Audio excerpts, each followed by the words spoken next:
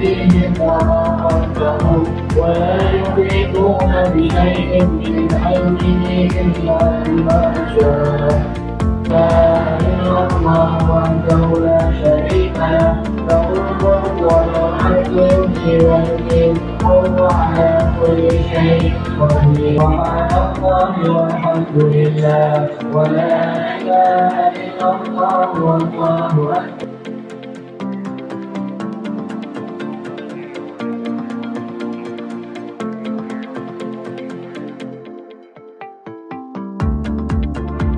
يا قوي يا متين اهد شر الظالمين.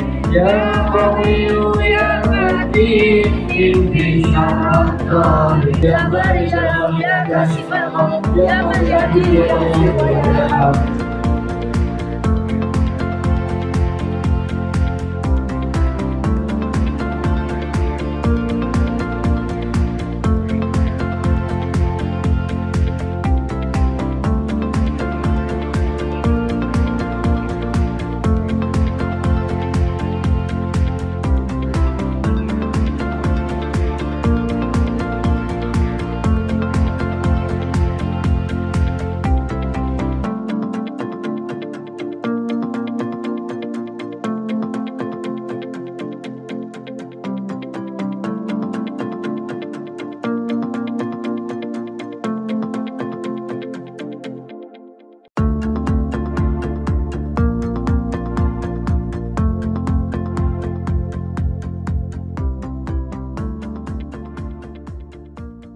Kita mulai. Ayah bunda Ali bin Abi Thalib sudah pernah ngendikan beberapa ratus tahun yang lalu. Jadi Ali bin Abi Thalib itu salah satu sahabat Rasulullah yang juga kenal Rasulullah karena istrinya Aisyah. Lah ini anakmu bukan milikmu, tapi milik zamannya, sejarahnya, tantangannya. Jangan biarkan ia menjelma sepertimu. Biarkan ia memiliki semua jawaban bagi zamannya. Jadi Ali bin Abi Thalib itu menjadikan kalau mendidik anak itu sesuai dengan zamannya. Lah zamannya sekarang itu zaman digital. Jadi kalau anaknya pegang HP pun dimarahi. Memang harusnya pegang. Oh, sewenenge. Ih, kata budayanya lo gak popo, katanya gitu ya. Jadi pegang HP itu memang sudah zamannya. Gimana caranya kita, ayah bunda, bisa memanagenya? Kuncinya di situ. Jadi pun rame perkara HP sampai dibanting. Emang harganya jutaan dibanting nanti kalau marah. Ada yang kayak gitu pernah dibanting ayahnya HP-nya nak? Oh pernah. Mama yang banting pernah? Pernah. Atau ayahnya kurang perhatian, ayah yang banting karena ibunya ngomong HP mawon pernah ya? Oh enggak. Ini satu kalimat dari Ali bin Abi Thalib ini buat pegangan kita semuanya. Bahwasanya kalau mendidik anak itu sesuai dengan zamannya. Jadi sesuai dengan zamannya. Pertanyaannya apa ya bunda? Gimana caranya sih memanage anak-anak supaya tidak dengan HP? Kuncinya di kita, orang tuanya. Kalau orang tuanya pegang HP-nya 24 jam, jangan salahkan kalau anaknya juga pegangnya. Jadi kalau tidak menginginkan anak-anak pegang HP, ayah bundanya juga dikurangi. Harus dikurangi. Yang penting-penting mawon.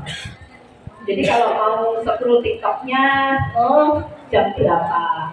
Lihat story-nya orang, nggak kepo-kepo banget. Nah, dikurangi sekali karena memang kalau menuntut anak-anak seperti itu karena apa? Contoh itu lebih penting daripada kalau kita ngomong teori. Jadi ngeten kuncinya ayah bunda. Kalau kita misalnya anak kita main HP, kita langsung bilang lah HP, betul? Ya, yang ada itu anak-anak malah main karena kata-kata itu yang dengan ucapkan masuk di pikiran bawah sadarnya.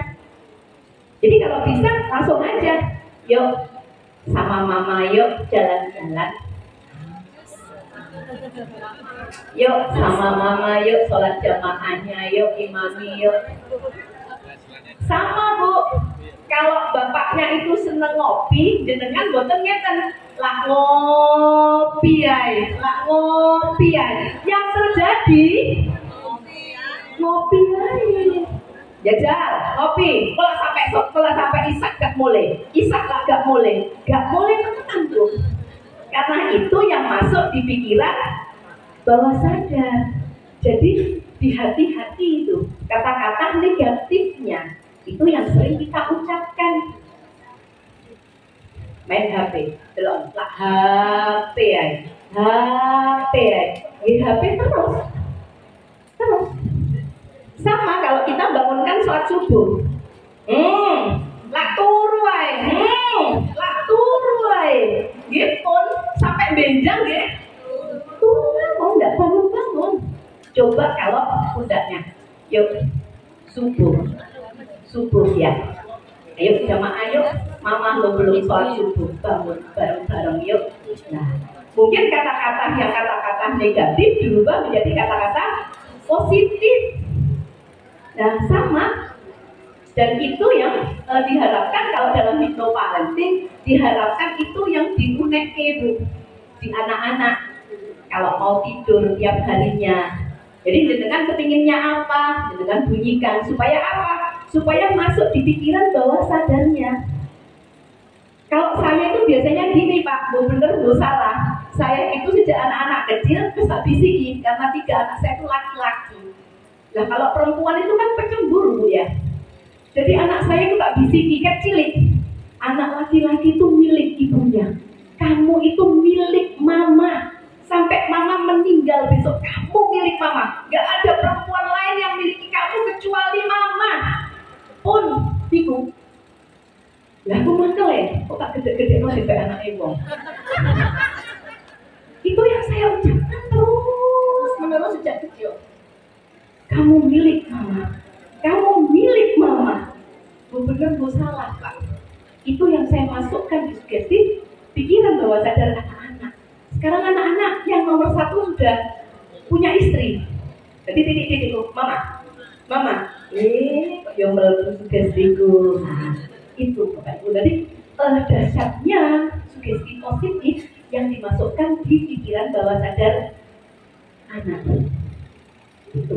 Dan kata-kata itu harus kata-kata yang positif. Awas kecampuran kata-kata negatif. Nah itu kalau kata-kata negatif diulang berkali-kali akan menjadi suatu ilmu yang baru nantinya. Ini Bapak Ibu, kalau ingin anak-anak nanti itu sukses, intinya itu ngeten. Kalau dibilangin anak budaya itu ya lanang kabeh. Mungkin jenengan juga ada yang satu kelas dengan putra saya, ada Dava, ada Davi, ada Raffi, tiga-tiganya laki-laki semuanya, mungkin ada yang tahu. Pada intinya gini, ketika saya menyampaikan materi di suatu lembaga itu Bapak Ibu, intinya itu kita belajar sama-sama. Jadi ketika saya ngomong itu berarti saya menasehati diri saya sendiri. Karena pada dasarnya untuk menjadi seorang ayah dan ibu yang baik itu tidak ada kuliahnya Bapak Ibu. Kalau saya ngomong di sini itu kan ada S1 ilmu komunikasi misalnya. Jadi saya ya pintar karena sudah tersertified. Bapak Ibu guru ustazah itu sudah S1 pendidikan. Nah, kalau menjadi ayah dan ibu itu tidak ada S1-nya. Moro-moro mobil itu nikah hadeng harus menjadi istri yang baik, yang solehah. Ngoten kan Bu? Yang baik untuk suami, yang baik untuk anak, yang baik untuk mertua, yang tetap baik sama orang tua. Masya Allah. Ayah nggih ngoten. Dan mobil itu nikah langsung harus menjadi ayah dan suami yang baik untuk istrinya, membimbing istrinya. Dan itu tidak ada pendidikannya, tidak ada pendidikan formalnya. Kita belajarnya sambil praktek. Ketika anak-anak ada, kita belajar. Anak-anak melakukan kesalahan yang tidak sesuai dengan kita belajar lagi. Anak-anak melakukan kesalahan, kita belajar lagi. Kita melakukan salah, kita belajar lagi. Jadi belajarnya itu sambil jalan jadi orang tua. Beda kalau saya ngomong seperti ini, belajarnya sudah lampau dan sekarang prakteknya. Kalau jadi orang tua itu versi terus. Ketika kita belajar yang A, masalahnya keluar yang B. Belajar yang B, anak ini. Belajar gini, bojone ini. Belajar sabar gini, mertuwe sing ini. Jadi tidak selesai-selesai untuk kita menyempurnakan diri menjadi seorang ayah atau ibu yang lebih baik lagi. Jadi intinya ketika saya ngomong di sini, berarti saya pun menasehati diri saya sendiri dengan 3 orang anak. Jadi apakah anak saya juga sempurna? Bukan, saya pun belajar untuk menjadi seorang ibu yang lebih baik lagi. Belajar sama-sama ya ayah bunda. Jadi ini supaya anak-anak itu manut nurut sama kita, tidak ada miscommunication sama kita. Ini yang pertama itu adalah harus adanya komunikasi terbuka. Apa sih komunikasi terbuka? Ini ayah bunda. Anak harus merasa nyaman untuk berbicara tentang apapun kepada orang tua tanpa takut dihakimi atau diabaikan.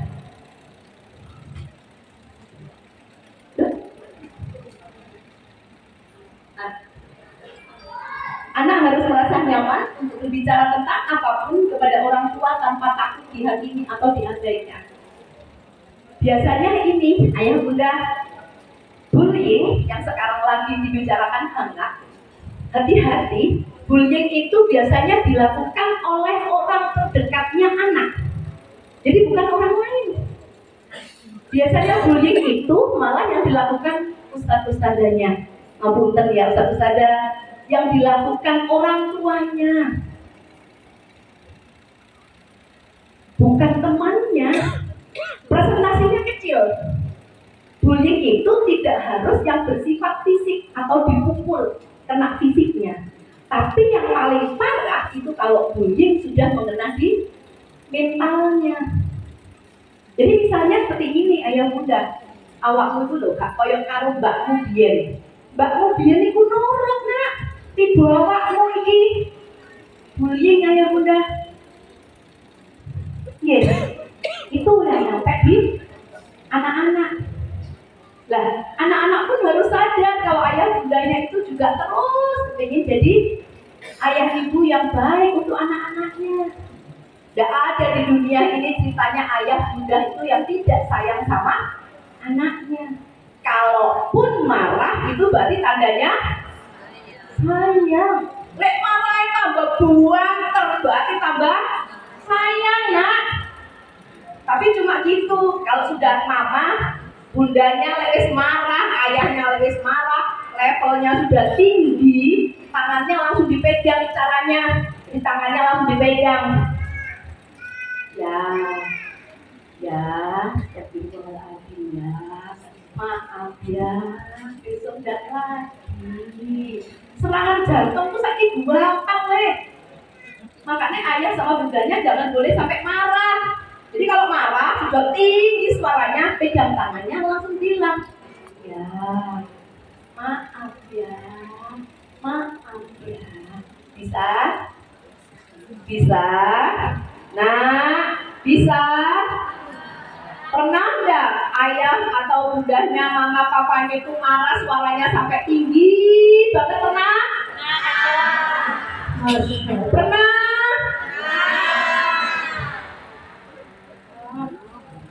Gak capek tabu kok ngamuk aja. Capek nak. Nah, gak capek kah mah marah? Capek nak. Ya, ayah itu kalau marah biasanya gak ngomong tapi diem. Gak capek kayak diem terus ya. Capek nak. Saatnya. Jadi kalau mama sudah marah tinggi, ayah kalau sudah diem, pegang tangannya supaya energi positifmu itu masuk ke tubuh ayah, masuk ke tubuhnya bunda, ben adem. Ikut kok saja, gak usah dibantah ngomong. Soalnya ayah sama bunda, lek ngomong mbok bantah satu kata. Jajal berapa kata jawabnya? Yang belakangan panjang kali lebar. Sama. Ketika kamu melakukan salah, ayahnya ngomong kok gini, lapo langsung. Kalau sudah gitu, ayah bunda ojo diulangi ngomong, pegang tangannya, nggak usah ngomong banyak-banyak, pegang tangannya, alirkan energi positifnya jenengan. Kalau jenengan itu sayang, pegang tangannya, tarik nafas panjang. Udah, emang lek ngamuk terus. Sama, kalau suami ngamuk dia ngoten dulu. Suami ngamuk dia ngoten, terus gak usah padu ngomong percuma. Masih ngomong ya tetep bojone. Ngomel kaya apa ya menesuk terus sampean gak masakne malih. Percuma. Tiwas energinya itu loh, Bu. Lanang skincare. Wong kalau kita ngamuk itu kan jauh jelas, berikutnya itu kan bertambah banyak. Ya, jadi enak. Nah, ini, ayah bunda komunikasi terbuka. Komunikasi terbuka itu diharapkan orang tua itu menjadi sahabatnya anak. Apapun ceritanya, apapun omongannya, kalaupun nanti tidak sesuai dengan panjenengan, diamkan dulu. Jangan langsung dijawab. Karena apa? Kadang pikiran anak itu tidak mungkin sejalan dengan pikiran kita. Jadi misalnya, datang dari sekolah ngomong, itu rumah, Robi lo, HP lo, bubai, gede-gede mah, punya lo, digawe mereka lo, mesti goyang-goyang. Jadi langsung apa? Ya mesti lain. Coba dengan diem dulu. Nanti kalau lagi sholat maghrib bilangin, ayah lo sudah mati-matian bekerja untuk kita, nak, bisa makan aja sudah alhamdulillah. Nggak ada lo orang tua yang nggak sayang anaknya. Ntar kalau uangnya ayah lo di kita dulu ya seperti punya teman-teman. Jangan langsung marah, iman ayu nih. Iman kesehatannya. Jadi jadikan anak itu teman bapak ibunya. Jadi kita terbuka supaya apa? Anak itu nyaman dengan kita. Kayak bekoncone, ya. Jangan sampai anak itu mempunyai masalah tapi kita tidak tahu. Bapak Ibu, kalau Sabtu Minggu itu kebetulan saya ada waktu longgar sehingga saya hipnosis secara mandiri. Saya dulu tidak pernah berpikiran kalau anak-anak itu seusia putra-putri panjenengan itu punya masalah. Tapi setelah saya buka konseling secara mandiri, Masya Allah, kadang saya itu tidak bisa tidur. Ada cilik-cilik itu loh kok ya wis duwe masalah. Tak pikir sing duwe masalah itu saya tok. Tak pikir ngoten ya. Lah kok anak-anak kecil sekarang itu Masya Allah, masalahnya itu persis untuk sinetron Indosiar itu, Bu. Tak pikir itu sinetron, ternyata di dunia nyata itu miris sekali. Sabtu Minggu itu hampir full isinya cilik-cilik. Tapi yang paling banyak itu seusia 20 tahun ke atas sampai 25. Jadi remaja-remaja itu, Bu. Ini tadi terakhir ada kasus bunuh diri di Laren, di jembatan nyemplung di itu tadi di IG hari ini tadi.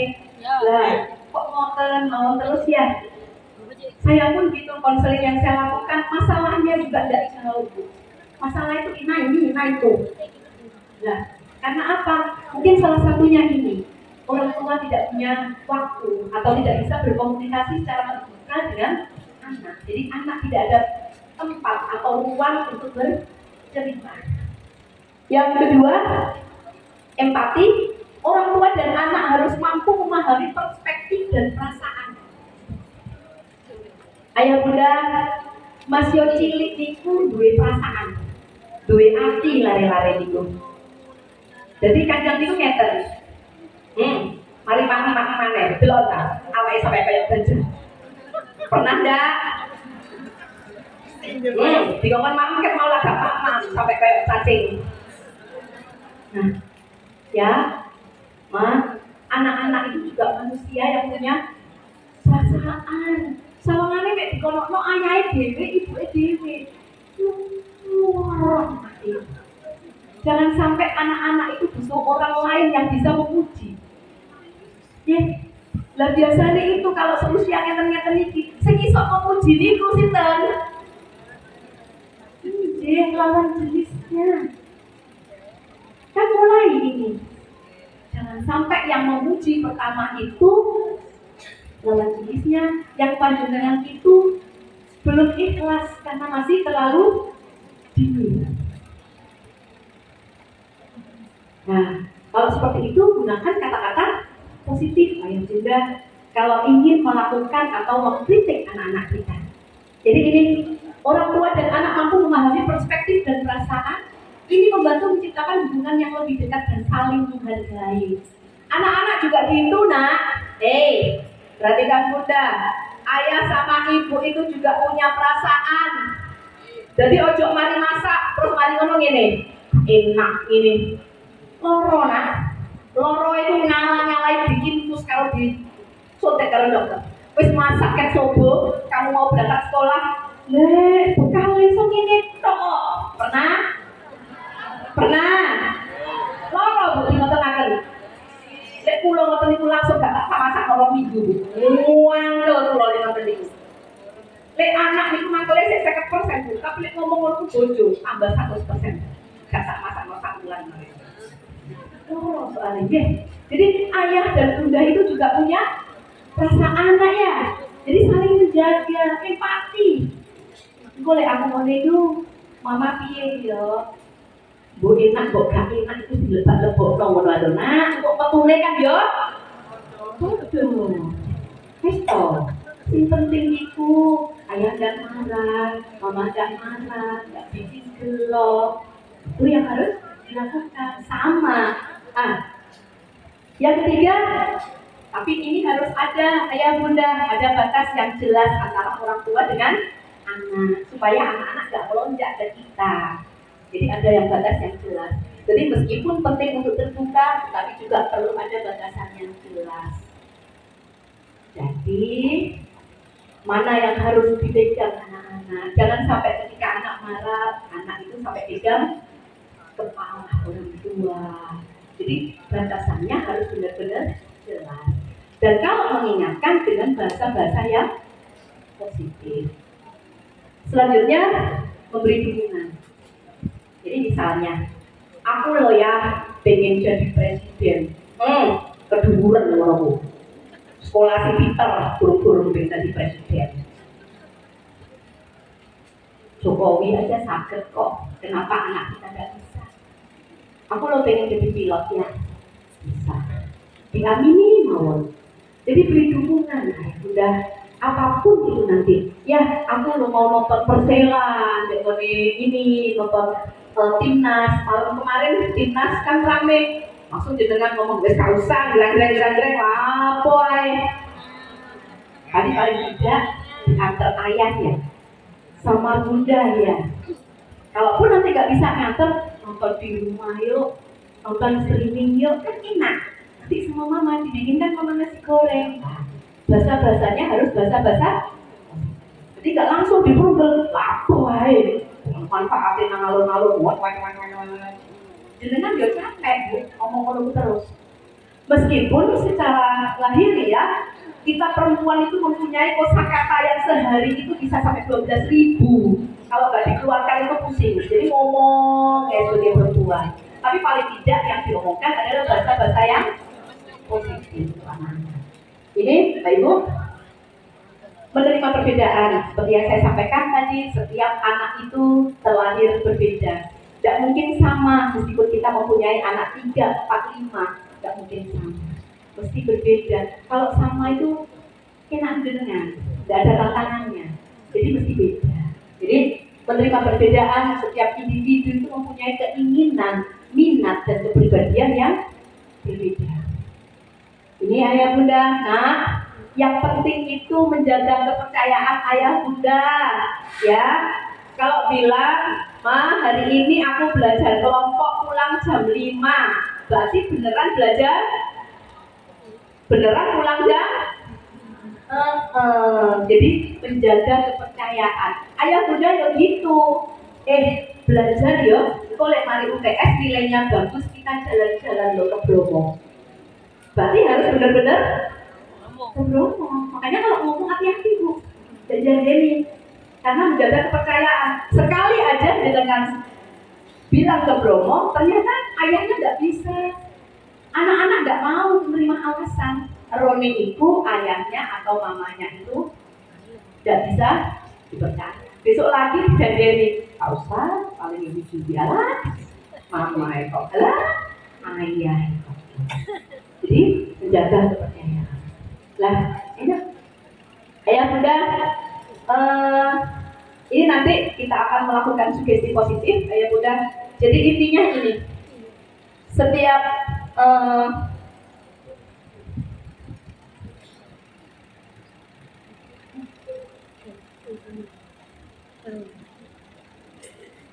sudah dicoba tadi. Jadi ini setiap tugas setiap orang tua itu cuma satu sebenarnya, mempersiapkan anak-anak itu lepas dari kita, menyiapkan anak-anak kita lepas dari kita. Karena apa? Usianya ayah bunda itu nggak ada yang bisa memprediksi kapan berakhirnya. Bisa loh, setelah acara ini nanti ayah bunda juga diambil sama Allah sewaktu-waktu. Sangat bisa. Jadi sekarang ayah dan bunda ada berada di depannya, pegang tangannya kuat-kuat ya. Dan ya, ketika kita jadi apa yang kita siapkan untuk nanti kita dipanggil sama Allah sewaktu-waktu, yang kita siapkan adalah tanggung jawab ya ke anak-anak. Jadi yang dipersiapkan adalah anak-anak bertanggung jawab pada dirinya sendiri.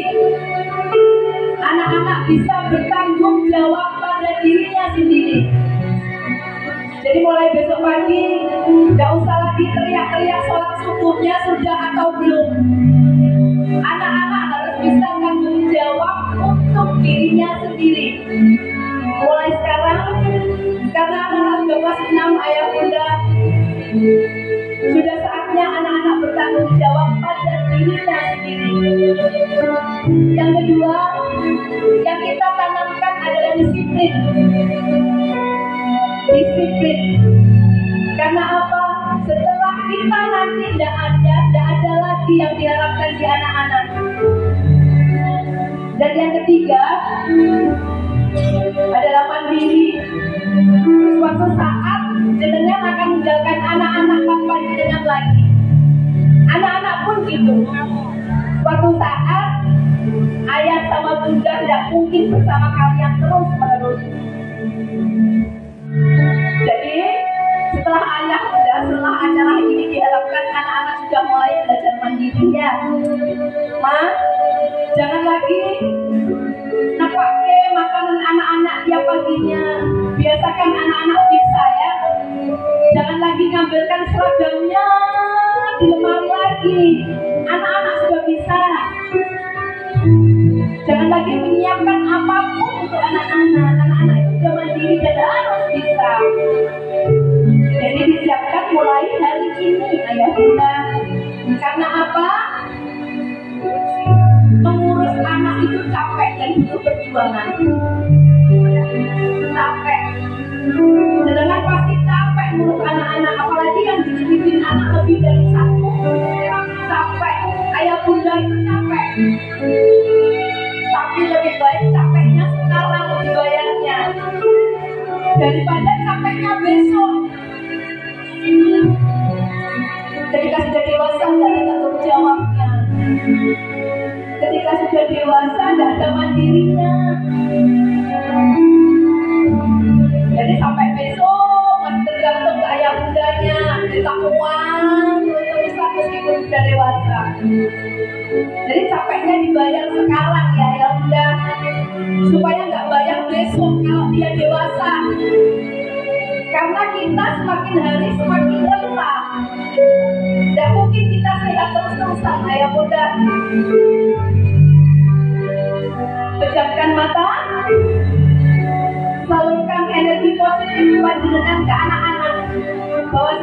jenengan sayang ke anak-anak, dan yang jenengan lakukan adalah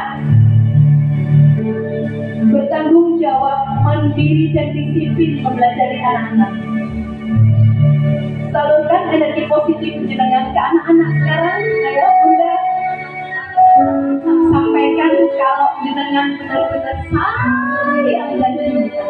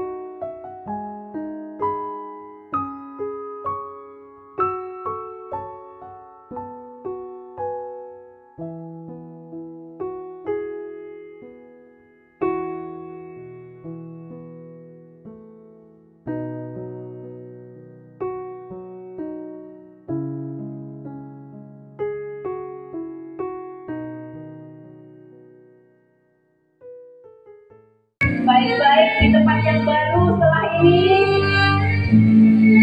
Saya mohon maaf kalau ada salah katanya, ayah bunda. Semoga acara pada hari ini memberikan hikmah yang besar, bahwasanya jenengan punya kasih dan sayang yang seluas samudra, mempunyai pengampunan yang luas sekali. Dan yang pasti ayah bunda, nakal-nakalnya anak-anak, ternyata anak-anak tetap butuh ayah bundanya. Ternyata anak-anak tetap sayang ayah bundanya. Saya mohon izin Minta maaf kalau ada salah katanya. Wabillahi taufiq wal hidayah. Wabillahi wal inayah. Assalamualaikum warahmatullahi wabarakatuh.